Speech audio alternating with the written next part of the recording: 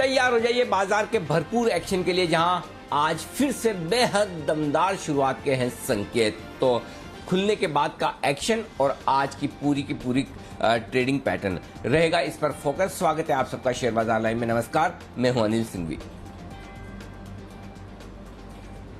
और नमस्कार, मैं हूं दीपांशु भंडारी और जानेंगे अनिल जी से कि इस पॉजिटिव ग्लोबल एनवायरनमेंट में आपको क्या स्ट्रैटेजी बनानी है, किन सेक्टर्स पर है फोकस और साथ ही कौन से स्टॉक्स आज रहेंगे एक्शन में। बताएं सर, आज के लिए अहम ट्रिगर्स क्या हैं?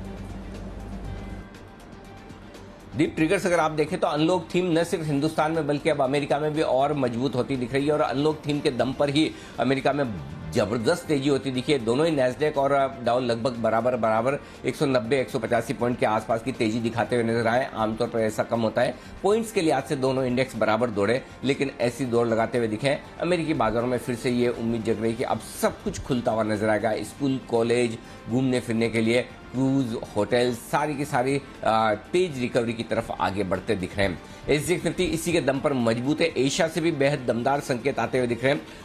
आज कल के विपरीत आज एशियाई बाजार अच्छी मजबूती के साथ ट्रेड करते हुए दिख रहे हैं। ग्रासिम और एमजीएल ने कल बाजार बंद होने के बाद नतीजे दिए हैं, उस पर एक्शन रहेगा। ग्रासिम तो बंद होते होते ही आए थे, लेकिन आज वायदा कारोबार के नतीजों के लिए आज से थोड़ा सुस्ती वाला दिन है। सिर्फ एल्केम लैब एकमात्र स्टॉक है जिसके नतीजे आने वाले हैं, लेकिन कैश के स्टॉक्स तो लंबी लिस्ट है ही। कोरोना के फ्रंट पर एक बड़ी राहत, लगभग 15-16 अप्रैल के बाद पहली बार पूरे देश भर में जो मामले आए हैं वो 2 लाख से कम के हैं, और रिकवरी जो होती दिखी है वो 3.25 लाख लोगों की। तो यानी कि ये एक बड़ा पॉजिटिव ट्रिगर आपके लिए सामने। जी दीप। बिल्कुल सर, तो कोरोना से तो लगातार राहत के संकेत आ ही रहे हैं, पर कल सर इस समय जब हम बात कर रहे थे एसजीएक्स निफ्टी 100 पॉइंट्स डाउन, अब हम बात कर रहे हैं एसजीएक्स निफ्टी 100 पॉइंट अप।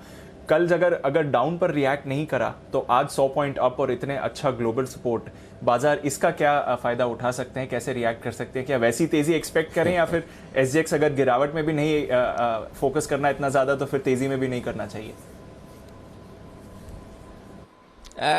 खुल तो जाएंगे, टिकना मुश्किल होगा थोड़ा सा। उसके बाद हल्की सी डिप, और डिप के बाद फिर से खरीदारी, क्योंकि कुछ ट्रिगर्स बहुत ही अच्छे हैं, इसमें कोई डाउट नहीं। दीप के जिस तरह से ग्लोबली अब ओपन अप थीम होती दिख रही है, अनलॉक थीम आती दिख रही है, जो हम कल से ही बात कर रहे थे। आप देखिए कल देर रात अमेरिका में उसी थीम पर काम होता हुआ दिखा, और इस ओपन अप थीम के दम पर होटल, स्टॉक्स और बाकी सारे शेयर हम पिछले हफ्ते से लगातार रिकमेंड करते आ रहे हैं कि देखिए अगले हफ्ते से ये थीम काम करेगी, उससे पहले ही आप तैयार हो जाइए। तो उस लिहाज से कल जो 100 पॉइंट नीचे दिख रहा था एसजीएक्स निफ्टी 7 बजे, वो तो गलत था। आज जो 100 पॉइंट ऊपर एसजीएक्स निफ्टी दिख रहा है वो गलत नहीं है, लेकिन उतना सही भी नहीं। मुझे मुश्किल लगता है कि 100 पॉइंट ऊपर खुलने चाहिए। अगर खुले तो फिर एक बार 15,250, 260 के आसपास आए और वहां से फिर से तेजी बने, ये ज्यादा बढ़िया होगा। तो 15,314 ये आपकी लाइफ टाइम हाई क्लोजिंग है 15 फरवरी की। तो वो एक लेवल ऐसा है जहां पर थोड़ा सा बाजार रुकने चाहिए 15,300, 15,325 की रेंज में कहीं न कहीं, और अगर वहां खुलते तो एक बार थोड़ा सा वहां प्रॉफिट बुक करके फिर से इंतजार करें। इसका मतलब ये नहीं कि कहीं कोई बाजार में कमजोरी के संकेत या खराब होने की आशंका है, लेकिन गैप अप और गैप डाउन, ये जब दोनों ओपनिंग मिले तो उसको कैसे ट्रेड करना, ये हमें समझना आना जरूरी है। लेकिन ओवरऑल मुझे लगता है कि अगर आज 15,315 के ऊपर की क्लोजिंग मिल जाती है तो एक ऑल टाइम हाई क्लोजिंग पर आप बाजार को बंद होते हुए देखेंगे, और वो फिर बाजारों की सेहत के लिए और अच्छा होगा और आगे होगा। नंदलेस अगर थोड़ा कम भी खुलते हैं तब भी कोई चिंता की बात नहीं। मुझे लगता है मोमेंटम बहुत स्ट्रांग है, इसमें कोई डाउट नहीं। मेरा ये समझना है शायद हम 15,250, 15,260 के आसपास खुले और फिर वहां से बढ़त बनाए, ये एक आइडियल सिचुएशन हो सकती है। लेकिन जरूरी नहीं कि आइडियल सिचुएशन के हिसाब से ट्रेड करें। अगर 15,300, 15,325 की रेंज में खुलेंगे, वहां हल्की फुल्की प्रॉफिट बुकिंग और फिर से 15,250, 260 के आसपास की खरीदारी। तो देखते हैं दीप कहां खुलता है। लेकिन हाँ, एसजीएक्स निफ्टी में जो जोश है वो जोश गलत भी नहीं है। अमेरिका से इतने बढ़िया संकेत, और संकेत सिर्फ डाउ और नैस्डैक की तेजी से नहीं होते दीप, संकेत इस चीजों से होता है कि किस वजह से बात बनती हुई दिख रही है। और अगर अनलॉक, रीओपन, ओपनिंग अप, ये सारी थीम अमेरिका में काम करती दिख रही है, यूरोप में काम करती दिख रही है, तो इवेंचुअली हमारे यहां भी धीमे धीमे ये चीज आएगी। एक तो ये बड़ा है, दूसरा ये कि इन्फ्लेशन का डर वहां पर कम होता हुआ दिखा है, और तीसरा ये भी है कि अब थोड़े से आंकड़े वहां के इकोनॉमिक्स से रिलेटेड बेहतर आते हुए दिख रहे हैं। लेकिन एक और इंटरेस्टिंग चीज जिस पर आपने बात नहीं की, लेकिन मैं फिर भी दो चीजों पर फोकस कर दूं। एक, बड़े दिनों बाद फिर से एलोन मस्क साहब का जो स्टेटमेंट आया है क्रिप्टो करेंसी को लेकर, मुझे लगता है कि जो काम पिछले 4 सालों तक डोनाल्ड ट्रंप साहब ने इक्विटी मार्केट के लिए किया अपने ट्वीट के जरिए, वो जिम्मा उनके खास दोस्त मित्र एलन मस्क साहब बिटकॉइन के लिए और क्रिप्टो करेंसी के लिए उठाते हुए दिख रहे हैं। और बिल्कुल एग्जैक्टली बढ़िया परफेक्ट सपोर्ट लेवल पर उनका पॉजिटिव ट्वीट आ जाए और एकदम परफेक्ट रेजिस्टेंस लेवल पर कोई न कोई खराब बात वो एक ट्वीट करके कह दें बिटकॉइंस के बारे में या फिर क्रिप्टो करेंसी के बारे में, एग्जैक्टली वही होता हुआ दिख रहा है। तो मस्क ने एक बार फिर से बिटकॉइन और डोज कॉइन को लेकर उन्होंने जो ट्वीट किया है उससे एक रिकवरी आती हुई दिखी। तो चलो बढ़िया है, जहां जिसको जो फायदा हो। और अब ये है कि वैसे तो खैर जो बिटकॉइन में ट्रेड करने वाले लोग हैं वो रात भर जागते ही होंगे, नहीं जागते हैं तो अब उनके लिए एक नया ट्रिगर और हो गया। पता नहीं कब कौन सा किस तरह का ट्वीट मस्क साहब का आ जाए और उसके दम पर बड़ा ऊपर नीचे हो जाए। इंटरेस्टिंग टाइम चल रहा है बिटकॉइंस के लिए, मजेदार है, देखते रहिए और क्या है। बिल्कुल सर, सबसे ज्यादा फोकस आजकल सभी स्पेकुलेटर्स का बिटकॉइन पर ही बना हुआ है, पर मस्क साहब एक बार फिर से दिखा रहे हैं कि उनकी ट्वीट्स की कितनी पावर है इस मार्केट को इन्फ्लुएंस करने के लिए। अच्छा सर, क्योंकि अनलॉक की थीम आई या फिर वापस बाजार में उसकी जो पॉजिटिविटी आ रही है, तो कमोडिटीज पर इसका क्या इंपैक्ट देखते हैं? क्योंकि हमने देखा पिछले हफ्ते 2 हफ्ते से कमोडिटीज में थोड़ा कंसोलिडेशन चल रहा था। कल सेकेंड हाफ में मेटल्स में बाउंस बैक आते हुए दिखा। तीनों मेटल स्टॉक्स अब वायदा कारोबार के बैन से भी बाहर आ गए हैं। शुगर में भी थोड़ा एक्शन मिला है। कच्चे तेल में तो अब गोल्डमैन सैक्स कह रहा है कि ब्रेंट $80 तक पहुंच जाएगा इस साल। तो क्या कमोडिटी ट्रेड भी अब वापस आते हुए दिखेगा सर? देखो दीप, कमोडिटी ट्रेड गया ही नहीं। इनफैक्ट ट्रेड थोड़ा बहुत गया भी होगा जो आप कह रहे हैं, लेकिन इन्वेस्टमेंट तो गया ही नहीं, क्योंकि बड़े कमोडिटी बुल रन में हैं हम। तो ऐसी सिचुएशन में एक तरफा तेजी होने के बाद थोड़ा तो स्टॉक रुकेंगे, अटकेंगे, थोड़ी तो कमोडिटीज किसी न किसी खबरों पर देखिए। और जनरली बुल रन में क्या होता है, जो कुछ भी मार्केट में तेजी बनती है वो उम्मीदों के दम पर बनती है कि ऐसा हो जाएगा, वैसा हो जाएगा, भाव वहां तक पहुंच जाएंगे, प्रोडक्शन में इतनी कमी है, डिमांड इतनी बनेगी। ये सारे के कॉम्बिनेशन बनाकर आप है ना एक ड्रीम पिक्चर बनाते हैं और एक बढ़िया मतलब बुल केस सिनेरियो बनाकर बाजार में तेजी करते हैं, चाहे वो कमोडिटीज में हो चाहे उससे रिलेटेड स्टॉक्स में हो। और उसके बाद जब इस तेजी में बीच बीच में ब्रेक लगता है या फिर स्पीड ब्रेकर आता है या फिर हल्का फुल्का करेक्शन होता है, वो किसी न किसी खबर के दम पर होता है। क्योंकि फंडामेंटल तो आपके रोज बदलते नहीं, फंडामेंटल तो जो है, फिर कोई सरकार ऐसी सोचेगी कि नहीं नहीं नहीं कमोडिटीज के दाम बहुत बढ़ गए, हमें ब्रेक लगाना चाहिए। कोई सरकार ऐसी सोचेगी नहीं नहीं हमें प्रोडक्शन बढ़ाना चाहिए, नहीं हमें कोई किसी तरह की ड्यूटीज लगानी चाहिए। तो ये जो खबरें आती है ये बीच बीच में आपके लिए ब्रेक का काम करती है और उस ब्रेक में कंसोलिडेशन होता है। उस कंसोलिडेशन में कमजोर ट्रेडर सिस्टम से बाहर होते हैं, जो लॉन्ग टर्म इन्वेस्टर्स हैं वो वापस उसी करेक्शन में फिर से खरीदारी करते हैं और फिर वो लॉन्ग टर्म के लिए स्टॉक्स को रखते हैं। तो मेरा ये समझना है कमोडिटीज का लॉन्ग टर्म बुल रन बिल्कुल इंटैक्ट है। समस्या किनको है? समस्या उन लोगों को है जिन्होंने ऊपरी स्तरों पर कमोडिटी स्टॉक्स या मेटल स्टॉक्स खरीद लिए। मुझे नहीं लगता कि अगर आप इन्वेस्टर के तौर पर इन्हें होल्ड करें तो अब भी आपने लाइफ टाइम हाई इन शेयरों में देख लिए, उसमें बाकी है। लेकिन जहां तक ट्रेडर्स का सवाल है, ट्रेडर्स के लिए वो इजी मनी, आराम से आज खरीदो, सुबह 9:15 बजे 3:30 बजे तो ऊपर ही मिलेगा, 3:15 3:30 बजे खरीदो, कल सुबह 9:15 बजे तो ऊपर ही खुलेगा। वो आसान वाला काम चला गया अदीब। तो अब भी मैं ये कहूंगा कि 10 दिनों की करेक्शन के बाद मेटल स्टॉक्स में जो खरीदारी आती दिखी है ग्लोबली, मेटल्स के दाम जो बढ़ते हुए दिखे, इसे फिर से आप एक तरह से कह सकते हैं कि इतना गिरने के बाद थोड़ा रिकवरी आएगी और थोड़ा वापस ऊपर बढ़ेंगे। लेकिन आपको ये आइडेंटिफाई करना है ये आप लॉन्ग टर्म इन्वेस्टर हैं या short term traders. Short term traders हैं तो आपके लिए अब भी मेटल्स में लॉन्ग करने के बजाय शॉर्ट काटने के मौके ज्यादा है। अगर आप शॉर्ट है तो लॉन्ग करने के लिए जब आपके पास और बेहतर विकल्प है, देखिए अल्टीमेटली आपको ट्रेड वहां करना है जहां पर ट्रेंड आपका साथ दे। इस वक्त ट्रेंड आपका बैंकिंग शेयरों में साथ देता हुआ दिख रहा है। अगर आप कोई भी बैंक ले लें तो आपका बैंक ऊपर बिकना, ये आपका स्टॉक उस भाव से ऊपर बिकने के चांसेस ज्यादा है बजाय मेटल्स के। मेटल्स में एक कैचअप रैली होगी, वापस अनडाउटेडली होगी,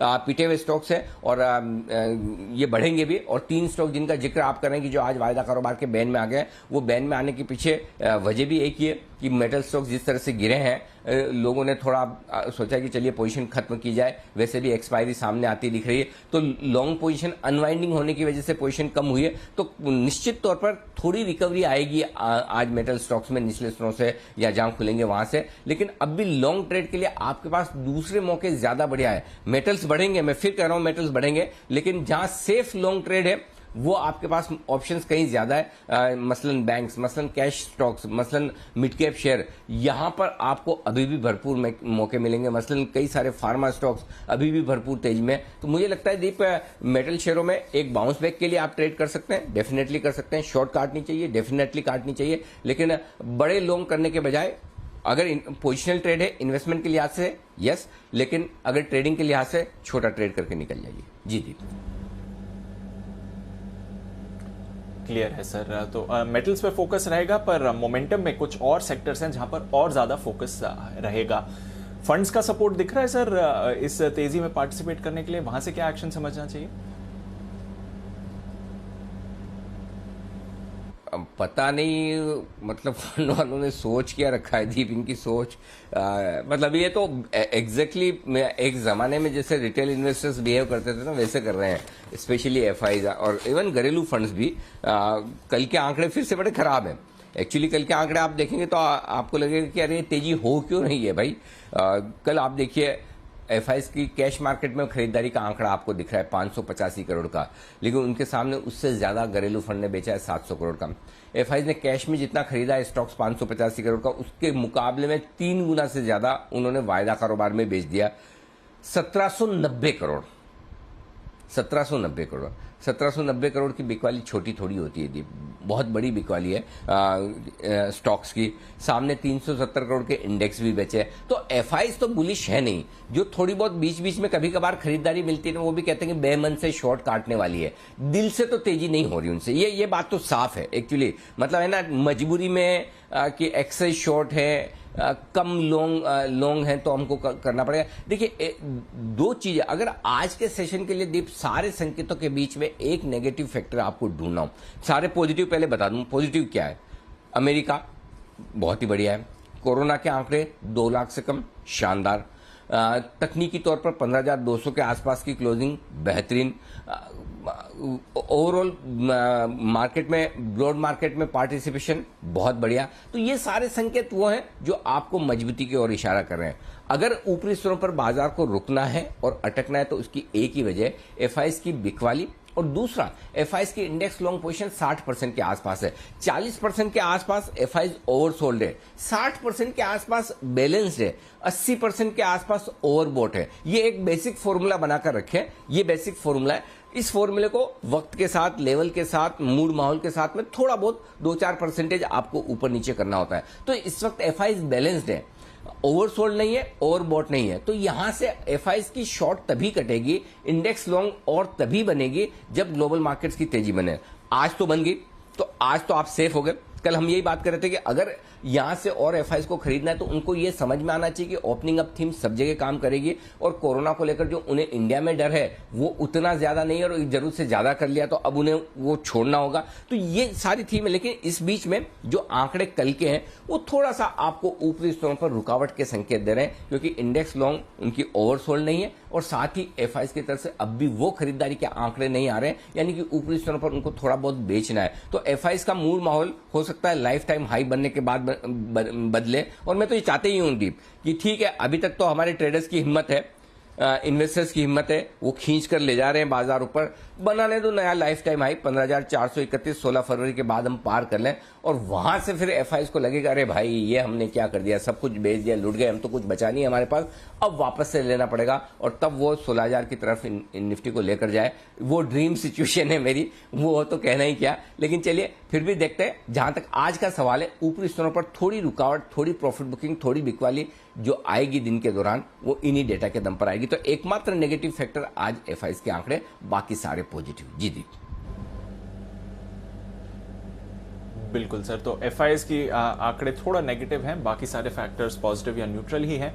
एक्शन अच्छा होना चाहिए, 2 दिन बाकी हैं इसके बाद एक्सपायरी के लिए। तो सर बताएं फिर इस एक्शन में कौन से लेवल्स पर आपकी नजर है आज?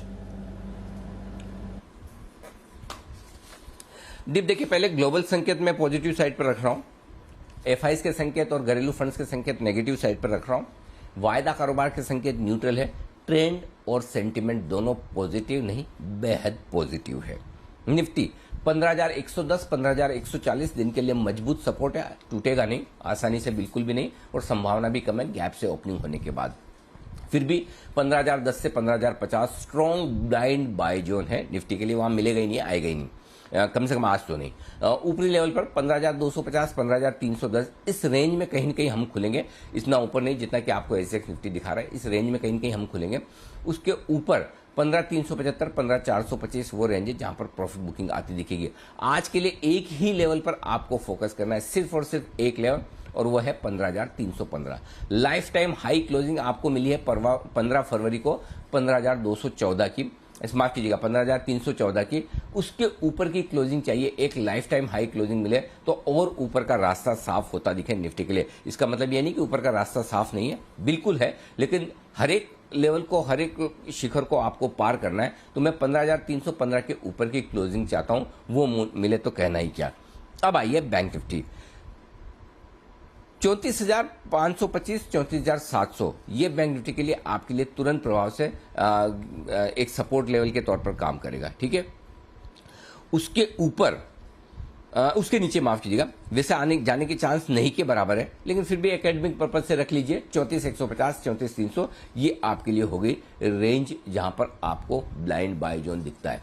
ऊपर में 35,275 35,500 की रेंज, यहां जाने की कोशिश करेंगे हम बैंक निफ्टी पर, और प्रॉफिट बुकिंग जोन जो निकल कर आता है वो 35,575 से 35,800 का निकल कर आता है। इस पर आपको करना है फोकस, ये आपके लिए ये सारे लेवल्स रेंज हो गए। अब दिन की रेंज बता दूं दीप, निफ्टी 15,140 15,250 दिन की छोटी रेंज है, 15,110 15,310 दिन की मीडियम रेंज है, 15,314 होता है, मैंने 5 पॉइंट कम कर दिए, 15,050 15,400 दिन की बड़ी रेंज के तौर पर आप ध्यान में रखिए। और बैंक निफ्टी का जहां तक सवाल है 34,600 35,275 दिन की छोटी रेंज है, 34,525 35,425 ये दिन की मीडियम रेंज है, और 34,300 से लेकर 35,575 ये दिन की बड़ी रेंज के तौर पर आपको फोकस करना है। तो ये आपके लिए लेवल और रेंज आज की दीप।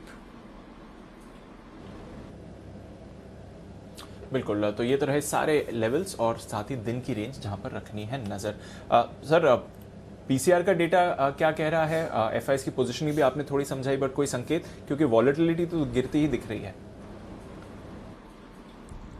बिल्कुल हाँ, कोई खास डेटा में बदलाव नहीं है, नहीं इंडेक्स लॉन्ग पोजीशन एफआईएस की एक्सेप्ट से स्टार्ट हुई है, विक्स अनचेंज है, पुट कॉल रेशियो 8 पॉइंट घटा है, कोई खास उसमें कोई बदलाव है नहीं। ऐसे में मैं आपको स्टॉप लॉसेस दे दूं, अगर आपकी लॉन्ग पोजीशन है पोजिशनली तो आपका स्टॉप लॉस एक ही है, वेल डिफाइंड क्लियर कट 15,100। अगर आज 15,100 के नीचे बंद होते तो पोजीशन थोड़ी बहुत हल्की कर सकते हैं। ये डे ट्रेडर्स के लिए जो ओवरनाइट पोजीशन रखना चाहते हैं, जो पोजिशनली रखना चाहते हैं, जो इन्वेस्टर के तौर पर आपके लिए स्टॉप लॉस अभी 14,900 का है। जब तक 14,900 के ऊपर बंद हो रहे हैं तब तक आप मजबूत है। बैंक निफ्टी का जहां तक सवाल है 34,500 ये आपके लिए स्टॉप लॉस होगा, ओवरनाइट पोजीशन पर भी और इंट्राडे में भी, दोनों के लिए स्टॉप लॉस सेम है।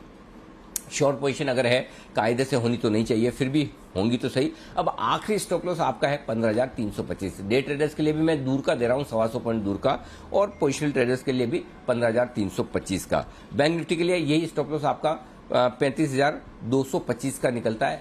हो सकता है आज उसके ऊपर ही खुले, तो उसके बाद बैंक निफ्टी में शॉर्ट रहने में समझदारी नहीं है। अगर 35,225 कल के हाईज के पार निकलकर खुल जाते हैं और बंद हो जाते हैं तो फिर आपको शॉर्ट काट लेनी चाहिए। ये आपके लिए लेवल्स होंगे दीप। आइए नई पोजीशन बता दूं दीप, निफ्टी में करें खरीदारी, स्टॉप लॉस लगाइए 15,100 का, 15,250 15,310 15,350 और 15,400 तक के लेवल्स के लिए आपको खरीदारी करनी चाहिए। एग्रेसिव ट्रेडर्स हैं, निफ्टी को बेचिए ऊपर की तरफ, वैसे तो मोमेंटम स्ट्रांग है लेकिन बेचने में हर्ज नहीं। अब जितना 15,400 के नजदीक बेच पाएंगे आप उतना सेफ है। 15,310 15,325 की रेंज में मन बना सकते हैं। जरूरी नहीं कि वहां पर आपको ट्रेड ले ही लेना है, ध्यान से सुनिएगा, जरूरी नहीं कि वहां पर ले ही लेना है। आपको बेचने के लिए सबसे बढ़िया लेवल 15,400 425 का निकल कर आता है, इसलिए वहां से सोचना शुरू करें या तो आप मल्टीपल लॉट्स बेच रहे हैं तो 15, 300, 350, 400 ऐसे बेच दें, नहीं तो वहां पर देखिए किस तरह का मूड माहौल है और उसके बाद डिसाइड कीजिए। लेकिन 15,400 के आसपास एक चांस ले सकते हैं और इस चांस लेने के पीछे एक क्लियर कट राय जो है कि स्ट्रिक्ट स्टॉप लॉस आपका 15,450 का होगा। 15,431 का लाइफ टाइम हाई है, उसके पार निकलने के बाद शॉर्ट रहने में बिल्कुल भी समझदारी नहीं है। एक बार 15,431 का हाई आपने पार किया तो 15,550, 15,600 तक निफ्टी आसानी से जाता हुआ नजर आएगा और वो काम अगले 2 दिनों में ही हो जाए तो बड़ी बात नहीं है, इसलिए वहां पर आपको शॉर्ट नहीं रहना है। टारगेट्स नीचे के जो बनेंगे वो 15,250, 15,200, 175 और 150, ये 4 टारगेट के लिए ऊपरी स्तरों पर 15,400 के जितना नजदीक बेच पाए उतना बेहतर है। जी दीप, ये निफ्टी की बात हुई। बिल्कुल सर, तो ये तो रही आपके लिए नई पोजीशंस जहां पर निफ्टी की बात है। अग्रेसिव ट्रेडर्स के लिए सेलिंग की भी अपॉर्चुनिटी है। बैंक निफ्टी पर किस तरह की अपॉर्चुनिटी बनाए सर आज? बैंक निफ्टी में खरीदारी करें 34,500 के स्टॉप लॉस के साथ और यहां पर टारगेट बनेगा 35,200 का, जिसके आसपास खुलने चाहिए हम। 35,275 एक छोटा टारगेट है, लेकिन असली टारगेट जो है वो 35,425, 35,500, 35,575, 35,750 और 35,800, यहां तक की अपसाइड अभी विजिबल है बैंक निफ्टी में। तो कहीं न कहीं 35,400 से 35,800 की रेंज में बैंक निफ्टी पहुंचकर वहां पर रुकना चाहिए। किस लेवल पर रुकेगा ये देखने वाली बात है, तो इसलिए मल्टीपल लेवल से अपने पास में स्टॉप लॉस को ट्रेल करते चलें और खरीदारी की पोजीशन को बनाए रखें। ये हो गई बात बैंक निफ्टी की। जो लोग शॉर्ट करना चाहते हैं, शॉर्ट करने के लिए वैसे देखा जाए, आप मुझे पूछोगे कहां करना है तो मैं कहूंगा 35,750, 35,800 सबसे बढ़िया जगह है। लेकिन अब बात वो है कि वो मिलेगी कि नहीं मिलेगी पता नहीं। तो आप एग्रेसिव ट्रेडर्स हैं तो शॉर्ट करने का सोच सकते हैं और शॉर्ट करने के लिए 35,425 से मन बनाएं। 35,425, 500, 575, 750 हर एक लेवल है जहां पर आप शॉर्ट कर सकते हैं। तो मल्टीपल लॉट शॉर्ट कर रहे हैं तो अलग अलग लेवल पे करें, एक आध कर रहे हैं तो जितना इंतजार कर रहे हैं मोमेंटम देखें कि कहां तक ऊपर जा सकता है, जहां से रिवर्स आने के हल्के संकेत मिले वहां बेचें। लेकिन स्टॉप लॉस क्लियर कट है 35,850 का, जो आपको जरूर लगाना है। नीचे कितना आ सकता है, आपको अपनी शॉर्ट कवर करनी है 35,300, 35,225, 35,025, 34,950, 34,700, 34,625, ये सारे टारगेट हैं जिनके लिए बैंक निफ्टी में आपको दीप करनी है बिकवाली। क्लियर है सर, तो ये तो रहे लेवल्स निफ्टी बैंक निफ्टी नई पोजीशंस बनाने के लिए। बैंडलेस जैसा मैंने कहा सर, तीनों मेटल स्टॉक्स बाहर आ गए हैं, नाल्को, सेल, जेएसपीएल, पर उसके सामने कैनरा बैंक की फ्रेश एंट्री हो गई, यानी कि आज के लिए पीएनबी, बीएचईएल और कैनरा बैंक, तीनों पीएसयूज और उसमें से 2 बैंकिंग नेम्स आपके लिए बैन लिस्ट में हैं। सर, फंड्स का डेटा तो समझा दिया आपने, वायदा कारोबार से कौन से इंपॉर्टेंट लेवल्स हैं आज? दीप, वायदा कारोबार के लिहाज से पहला इंपॉर्टेंट लेवल तो 15,200 का, जहां पर हम बंद हुए हैं। देखिए 15,200 के ऊपर निकलते ही निफ्टी में करीबन आपके 1,10,00,000 शेयर कॉल राइटर्स शॉर्ट हैं। कितने? और 15,200 के कॉल राइटर्स हैं 30 लाख शेयरों के। 15,200 पर पुट राइटर्स है 21 लाख शेयरों का। तो 15,200 के ऊपर ट्रेड करने पर करीबन 1,10,00,000 शेयर कॉल राइटर्स ऐसे हैं जो रिस्क पर हैं इस एक्सपायरी तक को लेकर, और इनकी शॉर्ट कवरिंग ही बाजार को सहारा देगी। अब आइए अगला लेवल जो है वो है 15,300 का, जहां पर कल कॉल राइटिंग हुई है 14 लाख शेयरों की और 37 लाख शेयरों का ओपन इंटरेस्ट है। मेरा ये समझना है कहीं न कहीं 15,300, 15,325 की रेंज में बाजार एक बार आज अटकना चाहिए। एक बार 15 इस रेंज को पार किया तो करीबन 1,60,00,000 शेयर निफ्टी पर कॉल राइटर्स ऐसे हैं जो रिस्क पर आ जाएंगे। तो 15,300, 325 की रेंज को पार करने के बाद आपके लिए 100 पॉइंट का खुला मैदान है। 15,400, 425 तक नॉन स्टॉप बाजार जा सकता है शॉर्ट कवरिंग और फ्रेश खरीदारी की वजह से। तो एक बार गैप से खुलने के बाद हो सकता है नीचे आप 14,175, 15,200 की रेंज में सपोर्ट देखें, ऊपर में 15,300, 325 की रेंज में रुकावट देखें और इस 100-125 पॉइंट की रेंज में ही हम पूरा दिन भर आज निकाल लें, इस बात की संभावनाएं मुझे निफ्टी पर ज्यादा नजर आती है। यानी कि 15,175, 15,200 सपोर्ट हो गया और 15,300, 325 ऊपर रुकावट के लेवल, और इस रेंज में आप पूरा दिन निकाल दें, और निकाल दें तो कोई हर्ज भी नहीं, कोई दिक्कत वाली बात है नहीं। ये तो होगी बात निफ्टी की। अब आइए bank Nifty. Bank Nifty 35,000 make और ब्रेक लेवल है जिसके आसपास हम बंद हुए हैं। 35,000 के कॉल राइटर्स 11 लाख शेयर हैं, 35,000 पर पुट राइटर्स 7 लाख शेयर हैं। एक बार 35,000 के ऊपर खुलने के बाद ये थोड़ी बहुत शॉर्ट करेंगे। एक चीज मैं जरूर बताना चाहता हूं दीपो कि निफ्टी में शॉर्ट्स अब भी काफी है, बैंक निफ्टी में उतने शॉर्ट्स इस वक्त है नहीं। लेकिन उसके बावजूद बैंक निफ्टी मजबूत हो रहा है। उसकी वजह यह है कि बेहतरीन क्वालिटी के लार्ज कैप प्राइवेट बैंक्स में डिलीवरी बेस्ड बाइंग होती दिख रही है, जिसका फायदा बैंक निफ्टी को मिल रहा है। तो बैंक निफ्टी में जो खरीदारी होती दिख रही है वो शॉर्ट कवरिंग की नहीं है, वो खरीदारी फ्रेश डिलीवरी मार्किंग की है, जिससे थोड़ी सी आपको मजबूती आती दिख रही है। शॉर्ट्स बहुत ज्यादा नहीं है, तो उस लिहाज से मुझे लगता है कि 35,000 के ऊपर टिके रहने के बाद 36,000 की रेंज बनती है। 35,425 35,500 तक जाने की कोशिश बैंक निफ्टी आज कर सकता है। ये आपके लिए लेवल से। जी दीप। ओके, तो ये हैं आपके लिए सारे के सारे क्लियर लेवल्स जहां पर आपको रखनी है नजर। देखते हैं किस तरह का आज का ट्रेडिंग एक्शन बनेगा। आइए फिर आपको बता दें कौन से स्टॉक्स हैं जहां पर आज को एक्शन बनते हुए दिख सकता है। थोड़ी देर में वरिंदर बंसल से भी जानेंगे कुछ पोस्ट मार्केट अर्निंग्स के बारे में और उनकी राय क्या है। कुशल, मानसी, देवांशी और साथ ही आशीष हमारे साथ तैयार हैं। कुशल, गुड मॉर्निंग, बताएं आज के ट्रिगर्स और कुछ पोस्ट मार्केट अर्निंग्स कौन सी हैं। कैश पे से काफ़ी सारे नतीजे आने हैं। 26 से ज़्यादा स्टॉक्स जो हैं आज अपने नंबर्स डिक्लेयर करेंगी, जिसमें अगर आप देखें तो कुछ चुनिंदा नाम मैं आपके सामने रखता हूं, जिसमें VIP industries, Anjani Portland cement, Thermax, transport corporation of India, Surya Roshni, TTK Prestige समेत काफ़ी सारे स्टॉक्स जो हैं वो आज अपने नंबर्स डिक्लेयर करेंगे। साथ ही पीजी इलेक्ट्रोप्लास्ट पर फोकस करिए, क्योंकि पूंजी जुटाने पर आज यहाँ पर बोर्ड बैठक होने वाली है। 2 स्टॉक्स एक्स डिविडेंड भी ट्रेड करते हुए दिखेंगे, जिसमें ब्रिटानिया 12.5 रुपये प्रति शेयर का डिविडेंड का जो इन्होंने ऐलान किया था वो इसकी एग्जिट है आज। साथ ही टीसीएस ने भी 15 रुपये शेयर का जो फाइनल डिविडेंड दिया था वहां पर भी आज ये एग्जिट ट्रेड करते हुए दिखेंगे। और सेटलमेंट रिलेटेड एक अपडेट भी आपके लिए कि आज अगर आप जो शेयर्स खरीदते हैं वो कल आप जो है बेच नहीं सकते हैं, क्योंकि सेटलमेंट हॉलीडे जो है बुद्ध पूर्णिमा के उपलक्ष्य में 26 मई को होती हुई दिखेगी। और ADF foods post market earnings में यहाँ पर नंबर्स आते हुए दिखे हैं, नंबर्स बेहतर साइड पर दिख रहे हैं। कंपनी की मार्जिन्स 19.4% से 19.7%, तो स्टेबल सेट ऑफ मार्जिन्स हैं। और मुनाफे में भी 12% के उछाल के साथ करीब 15 करोड़ का मुनाफा कंपनी ने दर्ज किया है। साथ ही 3 रुपये प्रति शेयर का फाइनल डिविडेंड का भी कंपनी ने ऐलान किया है, जिसकी रिकॉर्ड डेट 17 सितंबर है। बिल्कुल, तो ये हैं आपके लिए कुछ पोस्ट मार्केट अर्निंग्स जहां पर आपको रखना है नजर, और कंज्यूमर स्पेस से नतीजे अच्छे आते हुए दिख रहे हैं। मानसी, गुड मॉर्निंग, बताएं आपके पास कौन से नतीजे हैं।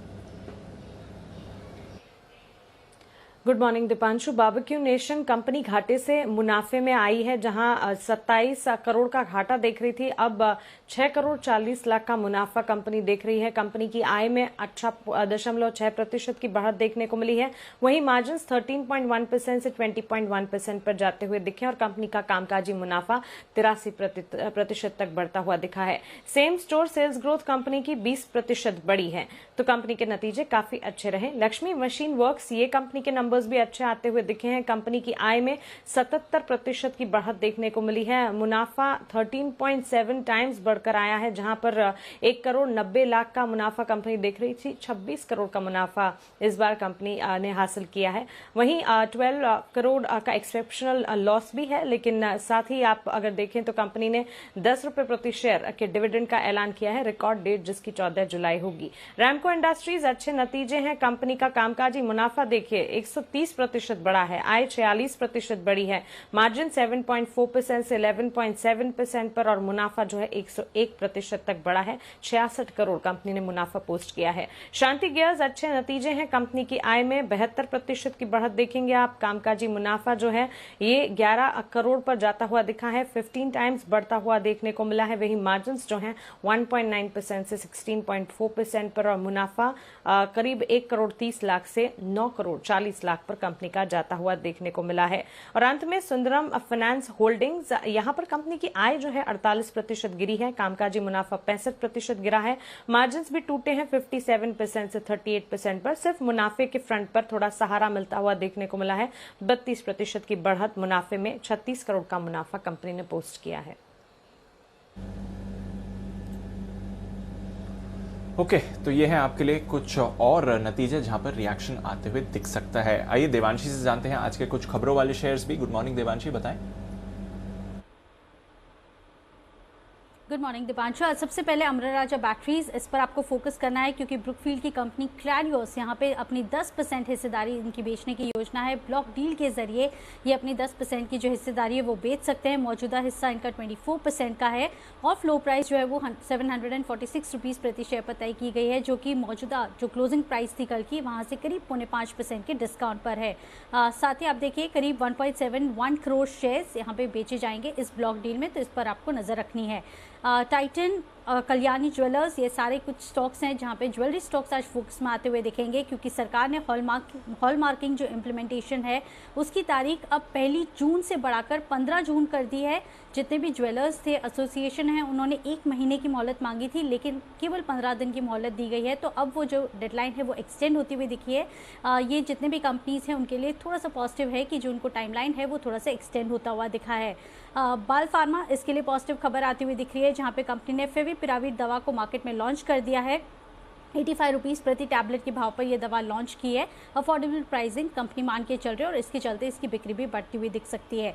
एवरेस्ट ऑर्गेनिक्स लिमिटेड, इसके लिए भी अच्छी खबर है। कंपनी ने ब्लैक फंगस की दवा की API को मंजूरी दी है, डेवलप की है कंपनी ने, तो इसके चलते आज ये स्टॉक फोकस में रहेगा। और साथ ही नवनीत एजुकेशन पर आप नजर रखें जहाँ पे 27 मई को नतीजों के साथ बायबैक पर भी फैसला होता हुआ दिखेगा।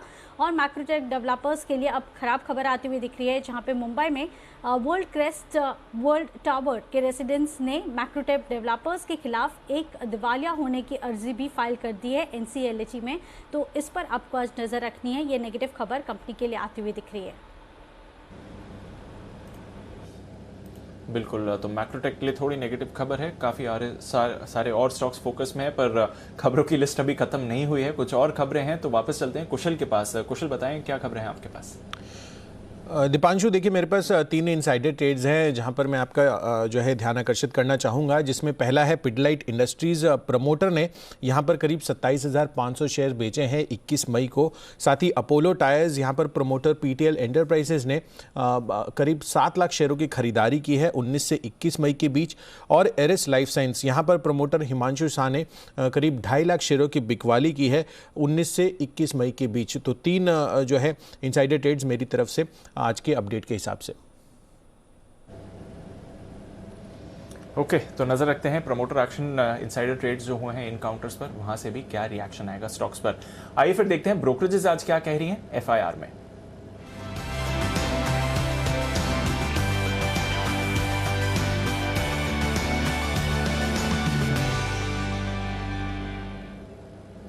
गुड मॉर्निंग आशीष, बताएं कौन सी रिपोर्ट्स हैं आपके पास?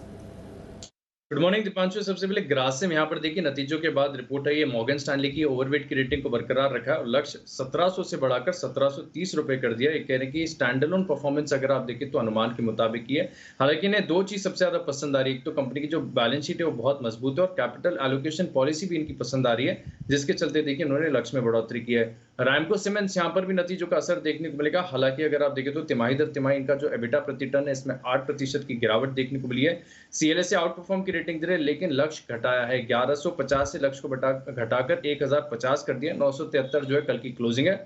जेफरीज होल्ड की राय दे रहे हैं और रेटिंग को डाउनग्रेड कर दिया है। उन्होंने पहले खरीदारी की राय थी, अब होल्ड की राय दे रहे हैं और लक्ष्य 1100 से घटाकर 1030 रुपए कर दिया है। MGL, यहाँ पर भी नतीजों का इम्पैक्ट रहेगा। जेफरीज खरीदारी की राय दे रहे हैं, 1660 से लक्ष्य को बढ़ाकर 1680 कर दिया है। मैक्वायरी ने आउट परफॉर्म की रेटिंग को बरकरार रखा है 1400 रुपए के लक्ष्य के लिए। कॉन्कर, इस स्टॉक पर फोकस बना रहेगा। क्रेडिट स्विस की रिपोर्ट आई है, आउट परफॉर्म की रेटिंग को बरकरार रखा है और लक्ष्य में बढ़ोतरी की है। 540 से लक्ष्य को बढ़ाकर 750 कर दिया। 634 कल की क्लोजिंग है। नोमिरा खरीदारी की राय दे रहे हैं, इन्होंने भी लक्ष्य बढ़ाया है 710 से 750 और 685 से लक्ष्य को बढ़ाया। मैक्वायरी ने 695 रुपए कर दिया है। ये कह रहे हैं कि लैंड लाइसेंसिंग फीस का जो मामला था कहीं ना कहीं रिजॉल्व होता हुआ नजर आ रहा है। 640 करोड़ के आसपास का अनुमान लगा रहे थे, केवल 450 करोड़ ही है, जिसके चलते देखिए इन्होंने EPS के अनुमान में करीब 2 से 6% की बढ़ोतरी की और कह रहे कि जो डाइवेस्टमेंट की प्रक्रिया है वो भी आसान होती हुई नजर आएगी। तो पॉजिटिव रिपोर्ट्स आ रही हैं कॉन्कोर पर। आखिरी रिपोर्ट है फिलहाल के लिए क्रॉम्पटन ग्रीव्स कंज्यूमर इलेक्ट्रिकल्स पर, CLSA की रिपोर्ट है जहां पर रेटिंग को बढ़ा दिया गया है। अंडर परफॉर्म की रेटिंग को बदलकर अभी आउट परफॉर्म की रेटिंग दे रहे हैं। लक्ष्य 425 से बढ़ाकर 435 कर दिया है। 400 के ही आसपास की कल की क्लोजिंग है और इनका मानना है कि इंडस्ट्री पीयर्स के मुकाबले अगर आप देखें तो यहाँ पर रिकवरी और ग्रोथ दोनों से बेहतर देखने को मिलेगी। तो ये है सारी रिपोर्ट्स जिन पर आपको करना है फोकस करना है रिजल्ट्स पर भी जो आए हैं कल बाजार बंद होने के बाद। और इन तमाम नतीजों का विश्लेषण करने के लिए हर रोज की तरह हमारे साथ जुड़ चुके हैं ओमकारा कैपिटल से वरिंदर बंसल। वक्त है वरिंदर रिजल्ट एक्सरे का।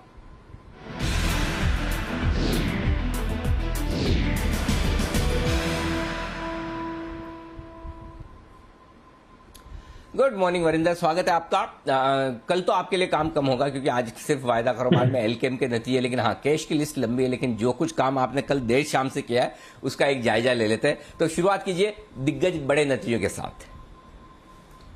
सर ग्रासिम के नंबर्स आए थे। टू बी ऑनेस्ट नंबर्स ज्यादा इंपॉर्टेंट नहीं है ग्रासिम के लिए, आपको और मुझे मालूम है। ये कंपनी इन द वर्क्स है, बाकी कैपेक्स कर रही है, डेट रिड्यूस हो रहा है, बट आपको और मुझे दोनों को पता है और सबको पता है कि जब तक आइडिया का इशू रिजॉल्व नहीं होगा, I think that is the for Grasim. I think the capital allocation policy जो अभी मैनेजमेंट बोल रही है बार बार is the most important thing for anyone to watch out for. Pay out ratio increase हुआ है sir 36% excluding special dividend. So management उस तरीके से उस पर काम कर रहा है। तो ग्रासिम इनलाइन नंबर्स है सर, कोई ऐसा कुछ नहीं है। एमजीएल में बोलूंगा थोड़े से वीक नंबर्स दे सर। 43% मार्जिन आया, 40% मार्जिन आया compare to 43% quarter and quarter. Material cost बढ़ गया 20% quarter and quarter, other expenses बढ़ गए 10% क्वार्टर एंड क्वार्टर, इसलिए मार्जिन कम आया। वॉल्यूम्स भी 3 mm CMD था, उससे कम हो गए 2.9 आया, तो वॉल्यूम्स भी कोई ज्यादा बहुत अच्छा नहीं आया। तो एमजीएल थोड़ा सा वीक है। ग्रासिम इन लाइन है, but idea will tell you how Grasim will move going ahead. Okay, तो ये है आपके लिए राय इस वक्त ग्रासिम और एमजीएल दो बड़े नतीजों पर। लेकिन आइए अब उन नतीजों पर करते हैं फोकस जहां पर नतीजे भी अच्छे हैं और वैल्यूएशंस आकर्षक है, यानी कि ये वो शेयर हैं जो आपको दे सकते हैं निवेश का बेहतरीन मौका। और इस रिजल्ट सीजन में ये लंबी लिस्ट वरिंदर के पास नजर आती है। बताएं वरिंदर, इस लिस्ट में कौन कौन से स्टॉक्स हैं आज आपके पास? सर कुछ सेगमेंट्स ना बहुत अच्छा कर रहे हैं। मैं बार बार बोल रहा हूँ, ये कमोडिटीज जो है ना कहीं से बहुत ही अच्छी इंप्रूवमेंट दे रही है और एक क्वार्टर का खेल नहीं हो रहा है, ये बार बार हो रहा है। तो शुगर में हम बात करते हैं पहले, तो डालमिया भारत शुगर के नंबर्स आए। आप सोचिए sir 50% gross margin compare to 25% quarter quarter और 37% YoY। EBITDA improvement 127 crore versus 56 crore quarter quarter, मतलब कि ऑलमोस्ट 2.5 टाइम्स, और 100 करोड़ YoY। सर 26% मार्जिन करने लगा डालमिया भारत शुगर। कल बनारी अमान शुगर का नंबर भी आया, उसका मार्जिन 12% था। तो आप समझ सकते हो, हम जब हम बोलते हैं ना quality of companies, Divi's versus some other API company, of course this is not Divi's, but 26% margin compare to 12% जो और शुगर कंपनी ने किया। So sugar companies, commodity companies भी सर 25-26% मार्जिन करने लगी है। और पैड कम दिखेगा आपको बिकॉज उनका डेप्रिसिएशन पॉलिसी चेंज हुआ था। 35 करोड़ डेप्रिसिएशन ज्यादा था बिकॉज उन्होंने SLM to WDV किया था इन depreciation policy. But otherwise I think very very very very strong set of numbers coming for Dalmia Bharat. 9 time TTM पे ट्रेड करता है सर, तो सस्ता स्टॉक है। दूसरा सर, मैं बार बार बोल रहा हूँ आपके चैनल पे कि ये एक जो होम बिल्डिंग है, रियल एस्टेट है, यहाँ पे बहुत अच्छे नतीजे आ रहे हैं। हमने कितनी कंपनीज की बात की आपके साथ। HIL के नंबर्स मेरे ख्याल में बहुत अच्छे आए। और सर HIL में क्या हो रहा है, अभी ये कंसिस्टेंट प्लेयर बन रहा है, so which is a nice thing. जैसे कि आपको नंबर्स क्वार्टर क्वार्टर सेल्स देखेंगे 50 करोड़ बढ़ा, एबिटा 100 करोड़ से 112 करोड़ बढ़ा, क्वार्टर क्वार्टर की बात कर रहा हूँ। The good thing is sir कि लास्ट 4 क्वार्टर से ये 100 करोड़ एबिटा रन रेट पे चल रहा है। तो हर क्वार्टर हम वो कंसिस्टेंसी देख रहे हैं जो इसके नंबर्स में आ रही है, विच is a good thing. 12-13 time TTM पे ट्रेड करता है। एक और commodity sector sir, paper. Again paper is a lost, ज्यादा कुछ लोग बात करते नहीं है, but I think JK paper did very very well. Again sir मैं बोल रहा हूँ 25% मार्जिन किया इस कंपनी ने, I think which is the highest ever in the last many many quarters I have witnessed. तो कमोडिटी कंपनीज भी जो बोलते हैं सर 25-26% मार्जिन कर रही है, sugar, paper, which is not seen. EBITDA इसने 228 करोड़ किया, क्वार्टर क्वार्टर 155 करोड़ था और YoY 176 करोड़ था। 10 टाइम पे ट्रेड करता है सर स्टॉक ये। और लास्ट जो अगेन कमोडिटी कंपनी में जो आती है IG पेट्रोकेमिकल, 1750 करोड़ का मार्केट कैप है, छोटा कंपनी नहीं है। और ये सारे के सारे पेट्रो रिलेटेड कंपनीज जो है, I think they have given stupendous results this time. अब देखिए सर IG पेट्रो का मतलब कि 100 करोड़ का profit compare to 63 crore quarter quarter, 40 crore तो बड़ा क्वार्टर क्वार्टर। भाई तो सर 4 करोड़ था, तो 4 करोड़ के सामने 100 करोड़ आया। और sir I have no clue कि ये क्या किस तरीके से इतना मार्जिन आता है sir. 34% EBITDA margin, 34% EBITDA margin, जो 30% था लास्ट क्वार्टर में और 6% था YoY। So you can understand how strong these numbers are coming. नौ टाइम पे ट्रेड करता है sir stock. So all these set of numbers, now you have to decide whether you want to go into sugar, paper, home building और petrol. किसी के भी समझ के बाहर के हैं रिजल्ट्स। यही एक बड़ा कारण है कि ये 2 महीने अप्रैल और मई के जो बड़े मिड कैप शेयरों के, स्मॉल कैप शेयरों के नाम रहे हैं, ऐसे रिजल्ट्स आ रहे हैं जो आपको विश्वास ही नहीं होगा, दंग रह जाएंगे। आइए उम्मीद के मुताबिक नतीजे वो कौन से हैं आपकी लिस्ट में, और साथ ही कोई कमजोर नतीजे हैं तो वो भी बताएं। सर बालाजी एमाइंस के रिजल्ट्स अच्छे थे, at least I say they were better than other chemical companies, you know. At least इसमें मैंने देखा नहीं कि अभी मार्जिन्स कम हुए। You know, I think 31% margins were the highest ever the company has reported. 117 crore के सामने 129 करोड़ का EBITDA आया। But the issue with this company is sir की valuation, बाकी 40 टाइम TTM-P पे ट्रेड करता है, 40 टाइम पे। बाकी you know honestly it's too much fancy for me to you know believe this। 40 times TTM-P पे बहुत एक्सपेंसिव स्टॉक है, but numbers were better than other chemical companies जो हमने देखा। Poly Medicure sir, I know it's a very fancy stock because you know हमें सबको health care चाहिए, everyone is going into this company. But sir last 3 quarter से इसका EBITDA ना 55 करोड़ पे अटका हुआ है लास्ट 3 क्वार्टर से। तो लास्ट 3 क्वार्टर से ग्रोथ ही नहीं देखा हमने। इस बार भी EBITDA 54 crore compare to 58 quarter आया। मार्जिन इसका 28.5% से कम होकर 25.5% हो गया। तो ग्रोथ नहीं आ रहा, मार्जिन इंप्रूवमेंट नहीं हो रहा, और लास्ट 3 क्वार्टर से हो रहा है ये। और सर कहीं से भी सस्ता स्टॉक नहीं है। बाकी I think it's a weak result reported by the company। 70 times TTM-P पे ट्रेड करता है सर, और almost 13 times market cap to sales trade करता है, 13 times। So very expensive stock। Okay तो ये है आपके लिए बेहतरीन रिजल्ट्स का एनालिसिस पूरे के पूरे हर एक कैटेगरी के वरिंदर बंसल की तरफ से। शुक्रिया वरिंदर वक्त देने के लिए और ये बेहतरीन एनालिसिस हमारे दर्शकों तक पहुंचाने के लिए। आइए बढ़ते हैं आगे, अब करते हैं फोकस। हमारे एक्सपर्ट्स हमारे साथ हैं और उनसे लेते हैं राय उन तमाम शेयरों पर जहां पर आज रहने वाला है भरपूर एक्शन। सबसे पहले अमरा राजा बैटरीज, ये है वो स्टॉक जहां पर आज एक्शन रहेगा। एक बड़ी ब्लॉक डील होने की तैयारी में है। यहां पर करीबन 1 करोड़ 71 लाख शेयरों का कारोबार होगा और 5% डिस्काउंट पर इसकी फ्लोर प्राइस 746 रुपए तय की गई है। ब्रूकफील्ड अपनी 10% स्टेक बेचने के मूड में है। वागले साहब गुड मॉर्निंग, बताएं अमरा राजा बैटरीज 746 की फ्लोर प्राइस है, अगर खरीदने का मौका देखना है, थोड़ा लॉन्ग टर्म चार्ट देख लीजिएगा इन्वेस्टर्स के लिए, कहां एंट्री करनी चाहिए? Good morning Anil ji, good morning Deepanshu. Actually काफी करेक्शन इसमें आ चुकी है। आप पिछले 3-4 महीने का चार्ट देखें तो ये 1000 के ऊपर वाला स्टॉक अभी लगभग 780 पे आया है। शायद ये और थोड़ा सा कंटिन्यू होगा, बट हम शायद नियर बॉटम है 760 750। ये मेरे लिए यहाँ से उससे नीचे जाना नहीं चाहिए, और अगर उससे नीचे सस्टेन होता है तो फिर ये 500 भी जा सकता है। जो मेरा मानना है कि 760 के आसपास आपको एंट्री करने की सोचनी चाहिए, 720 के स्टॉप लॉस से। बाउंस बैक में पोजिशनली इसमें आपको 850-900 के लेवल्स मिल सकते हैं। ये थोड़ा सा लंबा व्यू में दे रहा हूं। थोड़ा सा लंबे व्यू के हिसाब से चलें तो यहां पर आपके लिए मौके बन सकते हैं खरीदारी करने के। खरीदारी का मौका एक और स्टॉक में बन सकता है, वो है कैनरा बैंक। आज वायदा कारोबार के बैंड से बाहर निकल रहा है। कुणाल जी चार्ट देखिए और बताइए, कैनरा बैंक क्या खरीदना चाहेंगे आप?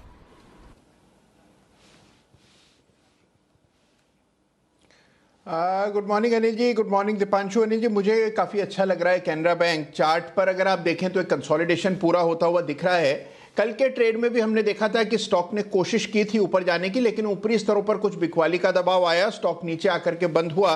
तो मेरी राय में देखिए, जो कल का हाई है 160 के आसपास, वो लेवल पार हो जाए तो डेफिनेटली बाय करना चाहिए। और फिर मुझे लगता है कि 170-72 के लेवल्स आपको जल्द आते हुए दिखेंगे।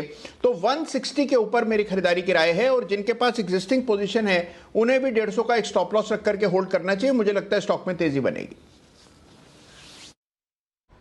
सुमित जी आईजी पेट्रो के चार्ट्स देखिए, नतीजे बहुत ही शानदार है। साल दर साल देखेंगे तो दंग ही रह जाएंगे, और तिमाही दर तिमाही भी नतीजे बहुत ही बेहतरीन है। हर एक फ्रंट पर, चाहे आय देखें, मुनाफा देखें, मार्जिन्स देखें, बहुत ही गजब रिजल्ट्स आते हुए दिखे यहाँ पर। और साल दर साल तो आप देखिए मुनाफा 4 करोड़ से 100 करोड़ तक आता हुआ दिखा। कल आईजी पेट्रो सेठी साहब ने अपने पिक्स में भी रिकमेंड किया था एसपीएल मिड कैप स्टॉक्स में पोजिशनल तौर पर। बताएं आईजी पेट्रो इतने दमदार रिजल्ट्स के बाद और दौड़ेगा? बिल्कुल अनिल जी, सबसे पहले तो गुड मॉर्निंग दीपांशु और अनिल जी आपको। और मेरे को ऐसा लगता है कि स्टॉक के अंदर बिल्कुल तेजी का पोजीशंस होल्ड करके चलना चाहिए। स्टॉक यहाँ से ऊपर का मूव ही दिखाएगा। जिन्होंने पोजीशंस बना रखी है वो लोग पोजीशंस होल्ड करें, और जो लोग फ्रेश ट्रेड लेना चाहते हैं वो लोग ले और पोजीशंस कुछ दिनों के लिए होल्ड करके चले। आने वाले दिनों में स्टॉक के अंदर यहाँ से और तेजी देखने को मिलेगी। 5 से 10% का अपसाइड मूव स्टॉक के अंदर सीएमपी से देखने को मिल सकता है। तो पोजीशंस होल्ड करके चले और कोई भी डिप आता है तो फ्रेश खरीदारी करें। ओके, आईजी पेट्रो में यहाँ पर खरीदारी करने की राय। केनरा बैंक को लेकर थोड़ा सा मैं कंफ्यूजन में आ गया। केनरा बैंक बैन में आया है आज। ओके, आज बैन में आया है, माफ कीजिएगा। कल यहाँ पर 2 कॉल भी आए थे हमारे एक्सपर्ट्स की तरफ से खरीदारी करने के, लेकिन आज बैन में आया। बैन से बाहर तो जेएसपीएल, सेल और नैल्को निकले। ये है आपके लिए बैन से बाहर निकलने वाले स्टॉक्स। हिमांशु जी, एक और स्टॉक है जिस पर आपको फोकस करना है और राय आपसे लेना चाहता हूं, वो है जेके पेपर। जेके पेपर के भी बहुत अच्छे नतीजे नजर आ रहे हैं, काफी बढ़िया परफॉर्मेंस आई। इसके चार्ट्स बताएं। Good morning Anil ji. अनिल जी, मुझे लगता है कि ये चार्ट एक अच्छा चार्ट स्ट्रक्चर है। स्टॉक ने एक अच्छी कंसोलिडेशन लगभग 140 रुपए के आसपास लेकर 2-3 दिन पहले एक अच्छा मूव दिखाया, जहां पर 165 रुपए तक के टारगेट्स अपसाइड में इसने अचीव किए, और उसके बाद यहाँ पर थोड़ी सी एक ड्यूरिंग द डे डिप देखने को मिला है। तो मुझे लगता है 140 का एक अच्छा सपोर्ट जोन है। उसके नीचे के स्टॉप लॉस के साथ यहाँ पर तेजी की पोजीशन में बने रहने की सलाह रहेगी। और अनिल जी, 165-166 का एक इम्पॉर्टेंट लेवल है, मुझे लगता है कि जो कि आज या आने वाले दिनों में स्टॉक पार करने की कोशिश कर सकता है।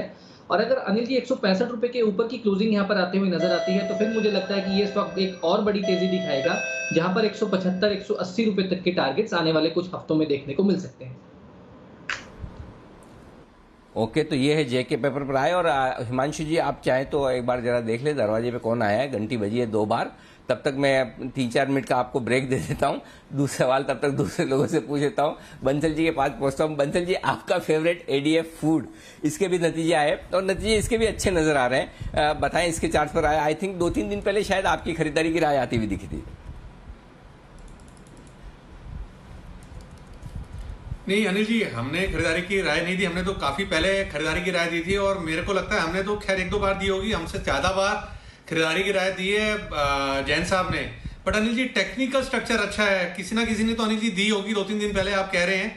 टेक्निकल स्ट्रक्चर अच्छा है, और यहाँ पर शॉर्ट टर्म के लिए 1018, 1018, 1019 एक अच्छा बेस है, और ऊपर में 1072 से लेकर 1077 के एक नियर टर्म टारगेट चार्ट पे निकलकर सामने आते हैं।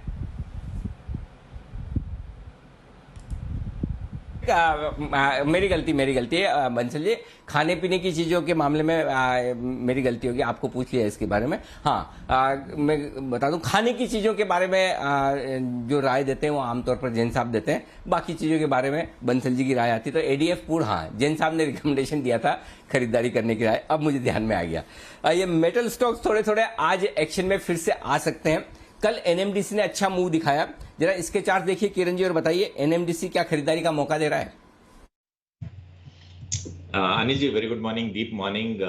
बिल्कुल एनएमडीसी का चार्ट बिल्कुल अच्छा देखने को मिल रहा है। मेरा मानना है कि एक अच्छा सेकंड लेवल ऑफ करेक्शन खत्म हो चुका है, और वापस एक बार डिलीवरी बेस्ड बाइंग कल के सत्र में देखने को मिली।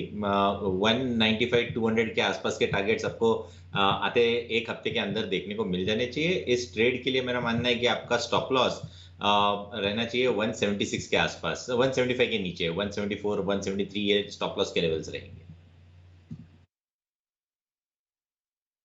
तो ये है आपके लिए राय एनएमडीसी पर। आइए एक और स्पेस है जहां पर वीके शर्मा साहब से राय ली जाए। शर्मा साहब नमस्कार, स्वागत है आपका।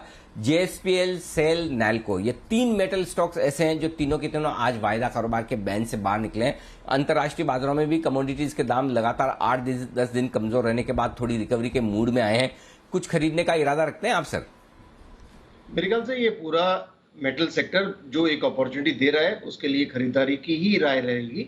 और मैं इसलिए कहूंगा कि हो सकता है कि सरकार कुछ ऐसे कदम उठाए जिसकी वजह से इंपोर्ट ड्यूटी कुछ कम हो जाए, लेकिन फिर भी अगर वो, तो उसकी वजह से स्टील प्राइसेस थोड़ी गिर सकती हैं, लेकिन फिर भी वो जो प्राइस उनको मिलेगी वो काफ़ी अच्छी है। तो अगर यही प्राइसेस, रिड्यूस प्राइसेस भी अगर यहाँ से 10% रिड्यूस प्राइसेस भी चलती हैं तो पूरा स्टील सेक्टर डेट फ्री हो जाएगा। तो ये ऐसा मौका है जिसको जो सही लेवल पे स्टॉक्स आ गए हैं तो यहाँ पे लिया जा सकता है, इसमें किसी प्रकार की कोई दो राय नहीं, क्योंकि फंडामेंटल रिपोर्ट इस वक्त मेरे पास नहीं है। तो आप टेक्निकली जो भी लें स्टॉप लॉस के साथ लें। बिल्कुल, तो मेटल स्टॉक्स आज आपको फोकस में आते हुए दिख सकते हैं और कुछ मेटल स्टॉक्स के बारे में बात करते हैं। लंबे समय के बाद सुमित जी बैन से बाहर आए सेल स्टील अथॉरिटी, और आपका तो एक फेवरेट स्टॉक भी रहा है सेल। आज इस पर राय दें, कल सेकंड हाफ में हमने रिकवरी भी आती हुई देखी थी, तो बैन से बाहर है, मोमेंटम और बनते हुए दिखता है सुमित जी? दीपांशु देखिए, बहुत लोअर लेवल से हम सेल को रिकमेंड करते हुए आ रहे हैं और लास्ट जो हमारा इस पे डिस्कशन हुआ था 70 रुपए के आसपास हुआ था, तब हमने कहा था कि जल्दी ये 3 डिजिट में देखने को मिलेगा। मैं अभी भी सेम चीज रिपीट करूंगा, स्टॉक का नाम है सेल, लेकिन इसको सेल नहीं करना है, अभी भी स्टॉक को होल्ड करके चले। 3 डिजिट में अभी ये स्टॉक आ चुका है, अब नेक्स्ट क्या? अब नेक्स्ट ये स्टॉक 3 डिजिट में बहुत लंबे समय तक रहना चाहिए और आने वाले दिनों में ये 200 प्लस के लेवल दिखाएगा। ये मैं लॉन्ग टर्म की बात कर रहा हूँ। शॉर्ट टर्म में इमीडिएटली अभी 124 का जो लेवल चल रहा है, यहाँ से ऊपर में 140 से 150 रुपए तक के लेवल सेल देखने को मिल सकते हैं। मीडियम टर्म में 175 और लॉन्ग टर्म में 200 प्लस के लेवल देखने को मिलेंगे। पूरा का पूरा मेटल सेक्टर मेरे को बहुत मजबूत लगता है। कोई भी डिप आती है तो खरीदारी करनी है, एग्जिस्टिंग पोजीशंस होल्ड करके चलना है और सेल को तो स्पेशली होल्ड करना है, सेल को सेल नहीं करना है 145 से 150 के टारगेट्स के लिए। बिल्कुल, तो सेल को तो सेल नहीं करना है, सुमित जी लंबे समय से कह रहे हैं। हमारे बाकी एक्सपर्ट्स के रेडार पर भी आए, अनिल जी तो 30-35 के लेवल से आपको कह ही रहे हैं कि सेल पर आपको रखनी है नजर। वायदा कारोबार के बैन से बाहर है, देखते हैं आज इसकी कैसी चाल रहेगी। Eris life sciences, Kiran ji जरा इस पर राय दें। प्रमोटर ने भारी अमाउंट बेचा है, 2.5 लाख से ज्यादा शेयर्स प्रमोटर ने बिकवाली करी है एरिस लाइफ साइंसेज की 700 के लेवल्स पर। चार्ट्स क्या कहते हैं सर?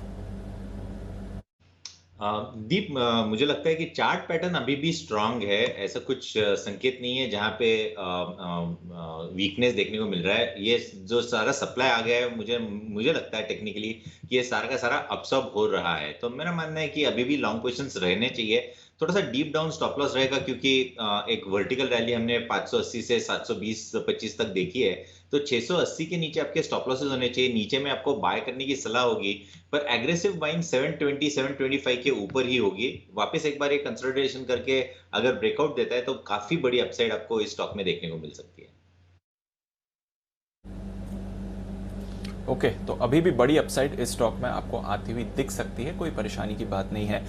हिमांशु जी जरा अपोलो टायर्स पर भी राय दें, क्योंकि यहां पर भी प्रमोटर्स ने लगभग 7 लाख शेयर्स बेचे हैं, पर जिन दिनों में शेयर्स की बिकवाली की राय आ रही है, स्टॉक पर कोई ज्यादा बड़ा इंपैक्ट नहीं दिखा है, तो सप्लाई बाजार ने अब्जॉर्ब कर लिया है। क्या राय देंगे अपोलो टायर्स 220 के लेवल पर? देखिए, तो पिछले कुछ हफ्तों से स्टॉक एक ब्रॉडली साइडवेज रेंज में ही है। इनफैक्ट स्टॉक ने लोअर लेवल से एक रिकवरी देने की कोशिश करी, लेकिन मल्टीपल टाइम्स 224-225 रुपए पर आकर एक स्टिफ रेजिस्टेंस फेस किया है। मुझे लगता है कि शॉर्ट टर्म इमीडिएटली 1 से 2 ट्रेडिंग सेशन के व्यू के लिहाज से 212 रुपए का यहाँ पर एक स्टॉप लॉस लगाया जा सकता है किसी भी तेजी की पोजीशन के लिए। और एक बार स्टॉक 225-226 रुपए के लेवल्स को पार करता है तो मुझे लगता है कि यहाँ पर जो कॉन्फिडेंस है तेजी का वो और बढ़ता हुआ नजर आएगा और उस कंडीशन में यहाँ पर 234-235 रुपए तक के टारगेट्स आने वाले दिनों में देखने को मिल सकते हैं। ओके, तो 234-235 के टारगेट्स के लिए हो जाइए तैयार। अपोलो टायर्स यहाँ पर भी आपको करना है फोकस। कल भी आप थोड़ी सी निचले स्तरों से रिकवरी देखकर ही एक्शन इस पर बनते हुए देख रहे थे।